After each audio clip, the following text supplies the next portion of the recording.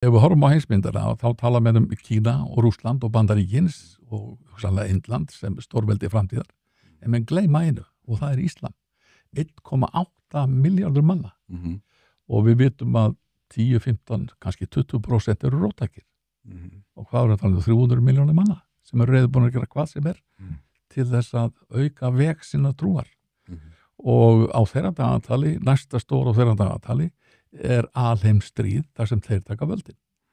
Svo hlutfall þeirra vex mjög hratt vegna þess að fæðingartíðni Evrópubúa mjög lág.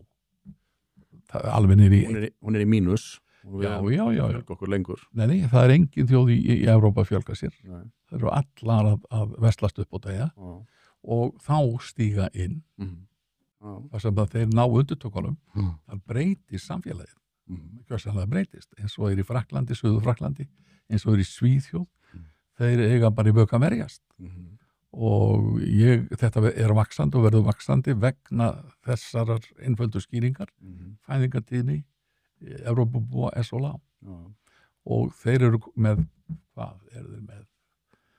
8 börn eða 5, einhverja billu 5 til 8 börn á konu. Já, meðaltali. Við erum með hvað, 1,45 eitthvað svoleiðis. Já, þannig að bara þú þarft ekki að vera neitt starffræðisnillingur til þess að sjá hvar þetta 20 ári viðbót, 15-20 ári viðbót, 25 ára og þá erum við búin að tapa. Já, og hvað, ég meina eins og ég sagði áðan, eitthvað hægt að snúa þessu við? Nei, það ekkert hægt að snúa. Þeir segja þegar fæðingartíðin komið niður fyrir 1,6 þá verður ekki snúið við.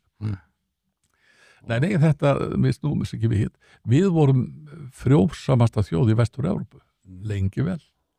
En nú erum við bara á sömu ferð og hinnir. Og af hverju heldur það sé? Af hverju eru hægt að eignast þessi börn? Ég held að hluti skýringarinnar svo að íslenskt þjóðfélag barnfjandsamlegt. Það mjög, mjög erfitt að við börn í íslensku samfélagi. Það mikið lagt á þá sem alveg börn. Það líka erfitt að Já, 4 börn. Já, allur pakkin í kringum börn og þetta bara erfitt. Hvernig stendur á því að eina skólastíð, leikskólastíð, eina skólastíð sem borgum fyrir, eitt frí. Hver skýringin á því? Ef ekki að standa með bandafólki. Við höfum að gera allt sem okkar valdi til að létta þeim lífið. Það eins og ég segi líka, það vill enginn, eða þú veist, vill síður fara að búa til fjölskyldu og börn nema þú hafir örugt skjól þak yfir höfuð á þér og eigir þitt húsnæði helst. Þetta mjög mikil óvissa sem fylgir því að vera á leigumarka og það eiginlega ekki hægt að eignast húsnæði fyrir fyrstu kaupendur í dag. Það ekkert skrítið. Já, það sem ég segi, það svo erfitt fyrir barnafjölskyldur að bara standa undir kröfu samfélagsins. Gríðarlega erfitt. Og ég sé það í kringum mig þeir sem eiga börn að þeir bara það nóg að gera og mikið meira það. Já, svakalegt, ég á 3 börn og bara Guð hjálpi ég bara, vinnan hefst náttúrulega bara þegar maður kemur heim úr vinnunni og klukkan 4 á daginn þá hefst mín raunverulega vinna og þetta alveg oft helviti strempið en maður ekki að væla og mér finnst 3 börnin sem ég á að vera svona lágmark sem ég að gera mitt lágmark, mér finnst að allir eigi að gjöra svo vel mikið ég sammálaður. Biblían segir við að margfaldast og uppfylla jörðina.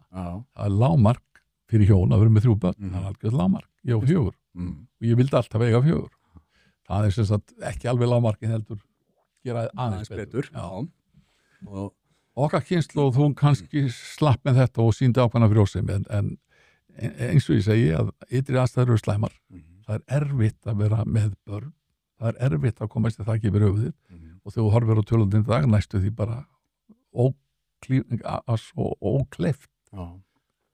En þá sitjum við eru bara svona sammála það að þeirri þróun verður ekki snúið við að innfæddir Evrópubúar og þeir sem eru komnir af þessum arfi og menningu og þessum gildum sem að þeim mun hægt og rólega fækka þannig að við verðum bara minnihluti og það þá veruleikin sem við erum að horfa á og við getum ekkert gert í því Nei, og ekkert hægt og rólega þetta gerist bara örfá mál. Já, mjög rætt Já. Og ég meina við erum að sjá eins og Breta og Þjóðverja við erum að sjá Frakka, ég held að frakka séu versettir í þessu efni. Þannig að þetta er framtíðin og hvað ætla mér að gera?